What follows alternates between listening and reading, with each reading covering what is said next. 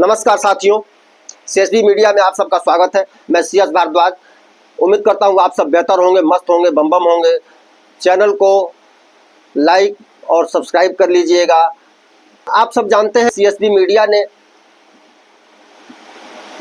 3 जो आपराधिक कानून लागू हुए हैं देश में, उन पर परिचर्चा कर रहा है। कल हमने मोटा मोटी ये जो 3 आपराधिक कानून लागू हुए हैं इसके बारे में मोटा मोटी कि ये आपराधिक कानून में टेक्नोलॉजी का किस तरह से उपयोग किया जाएगा, गवाही वगैरह के लिए आपको सम्मन वगैरह किस तरह से भेजा जाएगा, सम्मन के लिए ईमेल और एसएमएस और मोबाइल के माध्यम से, इंटरनेट के माध्यम से, टेक्नोलॉजी के माध्यम से आपको सम्मन भेज दिया जाएगा। आप बहानेबाजी नहीं कर सकते हैं और आप कहीं भी रहेंगे वहाँ से भी आप 0 एफआईआर कर सकते हैं। आपको यह नहीं देखना है कि हम अमुक थाने से हैं तो अमुक थाने में ही जाके एफआईआर करें, या थाने का काम है, पुलिस का काम है कि वह जिस थाने से संबंधित यह मामला है वहाँ उसको वो ट्रांसफर करें। आज हम लोग इस पर बात करेंगे जो आपको कानून को, व्यवस्था को किस तरह से प्रभावित करेंगे, आपको इससे क्या फायदा होगा, देश के हर नागरिक को जानना होगा। इन चीज़ों पर मैं आप लोगों को आज कुछ बताने का प्रयास करूँगा। दरअसल आप सब जानते हैं 3 नए आपराधिक कानून लागू हो गए हैं जो आईपीसी, सीआरपीसी की और इंडियन एविडेंस एक्ट की जगह लेंगे। ये जो जगह लेंगे, इनका नया जो कानून लागू हुआ है इनका नाम है बीएनएस, भारतीय न्याय संहिता, बीएनएसएस, भारतीय नागरिक सुरक्षा संहिता, और बीएसए, भारतीय साक्ष्य अधिनियम। ई सूचना से भी एफआईआर दर्ज कर सकते हैं हम लोग। हत्या, लूट या रेप जैसे गंभीर धाराओं में भी एफआईआर हो सकता है, उसके लिए थाने जाने की जरूरत नहीं है, आप ई एफआईआर भी कर सकते हैं। वॉइस रिकॉर्डिंग से भी आप पुलिस को सूचना दे सकते हैं। ई एफआईआर के मामले में फरियादी को 3 दिन के भीतर थाने पहुंचकर एफआईआर की कॉपी पर साइन करना जरूरी है। आप कहीं से भी एफआईआर कर सकते हैं, लेकिन 3 दिन आपको समय मिलेगा। उस एफआईआर की कॉपी पर एफआईआर दर्ज हो जाएगा और 3 दिन के अंदर आपको जहां आपने एफआईआर किया है वहां पहुंचकर एफआईआर की कॉपी पर सिग्नेचर करना होगा, तभी वह मान्य होगा। अच्छी बात है, क्योंकि ऐसे तो अगर नहीं होगा, ये तो आदमी ऐसे ही कोई कहीं से भी परेशान करने के लिए भी कुछ भी कहता रहेगा, तो यह जरूरी किया गया है। नए कानून में अभियुक्त को मौका मिलेगा कि वो मजिस्ट्रेट कोर्ट में चालान पेशी के 60 दिन के भीतर यह आवेदन कर सकता है कि केस चलाने योग्य है या नहीं। पहले कोर्ट अपने विवेक का इस्तेमाल कर खुद तय करता था कि केस विचार करने योग्य है या नहीं, लेकिन अब जो अभियुक्त है वह भी आवेदन दे सकता है कि यह केस चलाने योग्य है या नहीं। अपना तर्क, अपनी बात वो रख सकता है। एफआईआर के 90 दिन के भीतर चार्जशीट दाखिल करनी जरूरी है। कोर्ट की अनुमति से इसको 90 दिन तक और बढ़ाया जा सकता है, जो कोर्ट जैसा समझे, लेकिन 180 दिन के अंदर चार्जशीट आपको दाखिल करनी है। यानी जांच के लिए 180 दिन से समय किसी भी मामले में नहीं मिलेगा। 180 दिन के अंदर किसी भी मामले की जांच को पूरा करके चार्जशीट दाखिल कर देना, यह बाध्यता है पुलिस की। अब चूंकि बीएनएस की धारा 86 में अपराध से अर्जित संपत्ति के बारे में बताया गया है। यदि संपत्ति अपराध से अर्जित है तो उसे जब्त कर लिया जाएगा। फरार आरोपी की अनुपस्थिति में धारा 356 के तहत सुनवाई और सजा के निर्णय का प्रावधान किया गया है। मैं कुछ उन अपराधों के बारे में आपको बता देना चाहता हूं जिसमें अगर आप दोषी पाए गए तो आपका जेल से निकलना मुश्किल हो जाएगा। यानी पहले से दंड जो है उसमें कठोर हो गया है।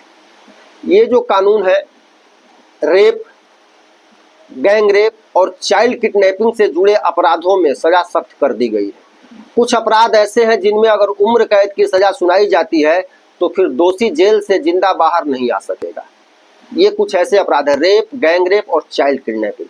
इन अपराधों में आप जेल से बाहर निकल पाएंगे ऐसा मुश्किल हो सकता है। धारा 65 भारतीय न्याय संहिता की जो है, अगर किसी व्यक्ति को 16 साल से कम उम्र की लड़की से दुष्कर्म के मामले में दोषी ठहराया जाता है, वह पाया जाता है, तो उसे कम से कम 20 साल की जेल की सजा हो सकती है।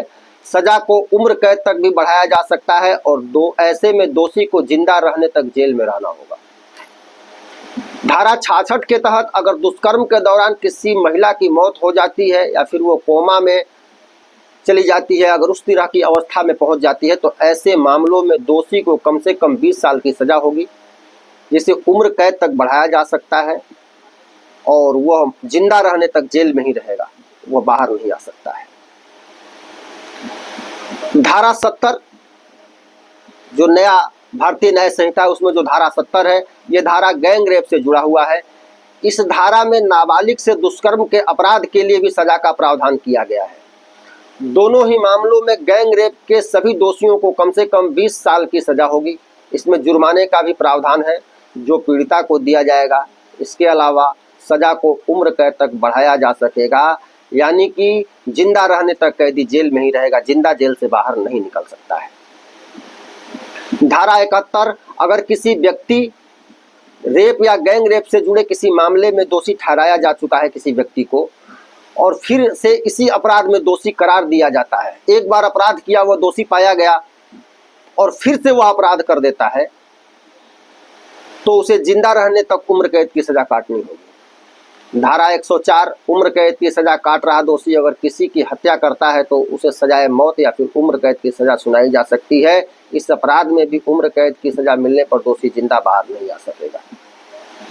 भारतीय न्याय संहिता की धारा 139 कहता है अगर कोई व्यक्ति किसी बच्चे का अपहरण करके उससे भीख मंगवाने के लिए और भीख मंगवाने जैसे काम करवाता है और उसका दोषी पाया जाता है तो उसे 10 साल से लेकर उम्र कैद तक की सजा हो सकती है। धारा 129(2) के तहत अगर भीख मांगने के मकसद से बच्चे को अपंग किया जाता है तो फिर दोषी को जीवन भर के लिए उम्र कैद की सजा हो सकती है। धारा 143 ये धारा मानव तस्करी से जुड़े अपराध के लिए है।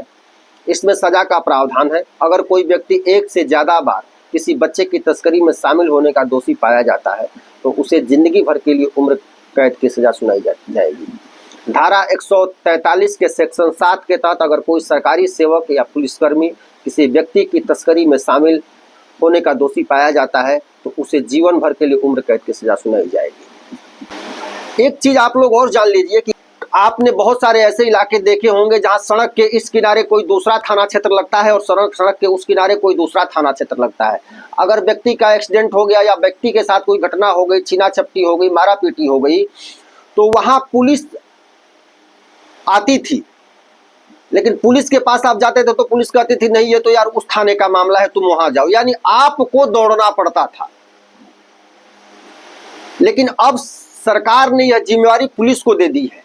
आप वहां जहां भी आपके साथ कोई घटना होती है वहां से जो भी नजदीकी थाना है उस थाने पर जा करके आप 0 FIR दर्ज कराएंगे और उसके बाद यह जिम्मेवारी पुलिस की है कि यह जो घटना हुई है किस थाना क्षेत्र की है, मेरे थाना क्षेत्र की नहीं है तो किस थाना क्षेत्र की है, उस थाना क्षेत्र को वह FIR 15 दिन के अंदर उसको भेजनी है। यह जिम्मेवारी अब पुलिस की है। अब इसमें पब्लिक को कहीं परेशान नहीं होना है। गिरफ्तारी के नियमों में भी बहुत बदलाव किए गए हैं। भारतीय नागरिक सुरक्षा संहिता की धारा 35 में एक नया सब सेक्शन 7 जोड़ा गया है। इससे छोटे मोटे अपराधियों और बुजुर्गों की गिरफ्तारी को लेकर नियम बनाया गया है। धारा 35(7) के मुताबिक ऐसे अपराध जिसमें 3 साल या उससे कम की सजा का प्रावधान है उसमें आरोपी की गिरफ्तारी से पहले DSP या उससे ऊपर की रैंक के अफसर की अनुमति लेनी होगी। आप किसी क्षेत्रीय आदमी के दबाव में, लोकल के दबाव में कोई पुलिस अधिकारी, थाना का पुलिस अधिकारी छोटे मोटे अपराध में भी पहले जाके उसको पकड़ के ले आए, उसको 4 डंडा लगाया, में डाल दिया, तुमको जेल में डालने की धमकी, मतलब तरह तरह की प्रताड़ना का भी ऐसे तरह के मामले भी सुनने में आते रहे हैं जो अब नहीं होंगे। उसके लिए आपको DSP रैंक के या उससे ऊपर के अधिकारी से अनुमति लेनी होगी, तभी उसको आप गिरफ्तार कर सकते हैं। और 60 साल से ज़्यादा उम्र के आरोपी की गिरफ्तारी के लिए भी ऐसा ही करना होगा। और अगर कोई अभियुक्त किसी पर मुकदमा हुआ और अगर उसकी उम्र 60 साल से ज़्यादा है तो उसकी गिरफ्तारी करने से पहले DSP या उससे ऊपर के रैंक के अधिकारी से अनुमति लेनी होगी, थाना प्रभारी और थाना पुलिस को। हालांकि नए कानून में पुलिस कस्टडी को लेकर सख्ती की गई है, इसमें तो रियायत दी गई है, गिरफ्तारी में कुछ रियायत दी गई है, छोटे अपराधों में, बड़े अपराधों में नहीं, छोटे अपराधों में, लेकिन कस्टडी को लेकर सख्ती की गई है। अब तक आरोपी को गिरफ्तारी की तारीख से ज़्यादा 15 दिनों के लिए पुलिस कस्टडी में भेजा जा सकता था। उसके बाद आरोपी को कोर्ट न्यायिक हिरासत में भेज देते थे, लेकिन अब पुलिस गिरफ्तारी के 60 से 90 दिन के भीतर किसी भी समय 15 दिन की कस्टडी मांग सकता है। यानी 60 से 90 दिन के भीतर किसी भी समय 15 दिन की कस्टडी अपने पूछताछ के लिए पुलिस मांग सकती है। पहले केवल 15 दिन ही होता था, तो 15 दिन से ज़्यादा कस्टडी में नहीं ले सकते थे पुलिस कस्टडी में, लेकिन अब कभी भी 90 से 60 दिन के बीच में आप जितनी बार चाहे 15 दिन की कस्टडी मांग सकते हैं। हथकड़ी लगाने को लेकर भी एक नया प्रावधान जोड़ा गया है।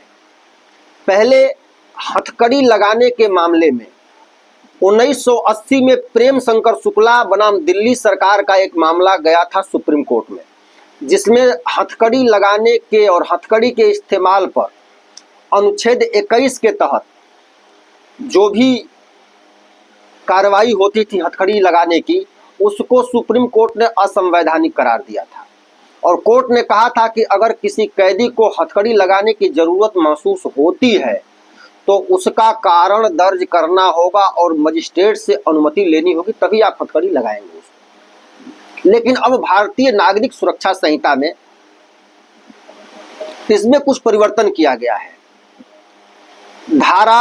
इस संहिता की धारा 43 के सब सेक्शन 3 में गिरफ्तारी या अदालत में पेश करते समय कैदी को हथकड़ी लगाने का प्रावधान किया गया है। यानी हथकड़ी अब असंवैधानिक नहीं होगा, हथकड़ी उसको लगाया जा सकता है। इस धारा के मुताबिक अगर कोई कैदी आरतन अपराधी है या पहले हिरासत से भाग चुका है या संगठित अपराध या आतंकवादी गतिविधियों में शामिल रहा है, ड्रग से जुड़े अपराध करता है, हथियार या गोला बारूद, हत्या, दुष्कर्म, एसिड अटैक, नकली सिक्कों और नोट की तस्करी, मानव तस्करी, बच्चों के खिलाफ यौन अपराध या राज्य के खिलाफ अपराध में शामिल रहा हो तो ऐसे कैदी को हथकड़ी लगाकर गिरफ्तार किया जा सकता है या मजिस्ट्रेट के सामने पेश किया जा सकता है। अगर इस तरह का अपराधी है, इस तरह के जो उपरोक्त मामले हमने बताए हैं, अगर इस तरह के अपराध में संलिप्त है तो उसे हथकड़ी लगाकर ही मजिस्ट्रेट के सामने पेश किया जा सकता है। हथकड़ी से उसे कोई रियायत नहीं मिलेगी। अब तक किसी अपराधी या आरोपी पर ट्रायल तभी शुरू होता था। ट्रायल के मामले में भी कुछ नियमों में बदलाव किया गया है, क्योंकि आप जानते हैं भगौड़े अपराधियों पर भी केस चलने का प्रावधान हो गया है। पहले भगौड़े अपराधी पता नहीं कहाँ भाग गए हैं, यहाँ केस नहीं चल पाता था, लेकिन अब भगौड़े अपराधियों पर भी भारत में केस चल सकेगा। अब तक किसी अपराध में आरोपी पर तब तक ट्रायल शुरू नहीं होता था जब तक वह अदालत में मौजूद नहीं होता था। पर अब फरार और घोषित अपराधी बहुत सारे लोग हैं जो भारत से का पैसा लेकर के या जो भी किसी भी प्रकार का अपराध करके वो भाग जाते हैं, उन पे कोई मुकदमा नहीं चल पाता है, क्योंकि यह नियम था कि आरोपी को कोर्ट में उपस्थित रहना होगा अपराध शुरू करने के लिए। लेकिन अब इसको बदल दिया गया, वो कहीं भी होगा उस पर मुकदमा चल सकेगा। नए कानून के मुताबिक आरोप तय होने के 90 दिन के बाद भी अगर आरोपी अदालत में पेश नहीं होता है, अगर जांच हो गई, चार्जशीट दाखिल हो गई, उसे पता चल गया कि नहीं ये इसमें यह संलिप्त है, उसके बाद भी अगर वह को हाजिर नहीं होता है तो ट्रायल शुरू हो जाएगा। ऐसा इसलिए क्योंकि कोर्ट मान लेगी कि आरोपी ने निष्पक्ष सुनवाई के अपने अधिकार को छोड़ दिया है और आरोपी जानबूझकर भाग रहा है, बचना चाहता है, और उस पर कार्रवाई होगी, उस पर सुनवाई होगी और सुनवाई में उस पर सज़ा का भी ऐलान होगा और सज़ा के ऐलान के बाद भी अगर वो नहीं आता है तो उसकी संपत्ति वगैरह जिस प्रकार की भी है उसको अटैच कर लिया जाएगा, उसको जब्त कर लिया जाएगा। इस तरह का प्रावधान कर दिया गया है। एक जो इसमें महत्वपूर्ण चीज़ है, सरकार ने यह प्रयास किया है कि अपराधी किसी भी स्थिति में बचने न पाए। चूँकि फॉरेंसिक एक्सपर्टों की एक फौज तैयार की जा रही है जो देश के हर जिले में 3 मोबाइल फॉरेंसिक वैन होगी और फॉरेंसिक एक्सपर्ट हर जिले में रहेंगे, जो किसी भी 7 साल या 7 साल से ऊपर के सजा वाले जो अपराध हैं उसमें फॉरेंसिक जांच को अनिवार्य कर दिया गया है। और फॉरेंसिक जांच का मतलब आप समझते हैं कि फॉरेंसिक जांच से एकत्र सबूत को कोई इनकार नहीं कर सकता, कोई नकार नहीं सकता है। और जब फॉरेंसिक जांच की प्रक्रिया पूरी होगी तो अपराधी का बचना निश्चित रूप से नामुमकिन हो जाएगा। एक चीज आप सबने और भी सुना होगा, live in relationship. Live in relationship में भी तरह तरह के हमारी जो मर्जी सो करेंगे, जैसे रहेंगे वैसे रहेंगे। लेकिन सरकार ने एक चीज कह दिया कि ठीक है, आप रह सकते हैं, आपको रहने का अधिकार है। लेकिन अगर कोई आदमी किसी महिला के साथ, किसी लड़की के साथ शादी का वादा करके संबंध बनाता है और फिर उसके साथ वह शादी नहीं करता है, या इस तरह का उसके साथ वह बार्गेनिंग करता है, या फिर उसे वह उसका दुरुपयोग करता है वादे का, और वादा करके अगर उसके साथ गलत करता है, तो ऐसे मामले गैंग रेप की श्रेणी में आएंगे और उसे 10 साल से लेकर आजीवन कारावास की सजा हो सकती है। इसलिए ऐसे लोग सावधान रहें जो तरह तरह के वादे, हम तुमसे शादी करेंगे, संबंध आने का, और तरह तरह के कृत्य कुकृत्य करते हैं, उनको सावधान हो जाना चाहिए। साथियों, वीडियो बहुत लंबा हो जाएगा, इसलिए इसको पार्ट वाइज करके मैं चाहता हूं कि विभिन्न बिंदुओं पर बारी बारी से चर्चा हो। आज आपने मोटा मोटी जो मुख्य अपराध हैं, हत्या, बलात्कार, किडनैपिंग, महिला अपराध, यौन शोषण, बाल अपराध, इन सब के बारे में आपने जाना, हमने इसको बताने का प्रयास किया। उम्मीद करते हैं आपको समझ में आया होगा और आपको निश्चित रूप से इससे इस जानकारी से फायदा होगा। अगली कड़ी में इसके कुछ अन्य बिंदुओं पर चर्चा करेंगे और आपके साथ फिर उपस्थित होंगे। तब तक के लिए जय हिंद, वंदे मातरम, जय भारत।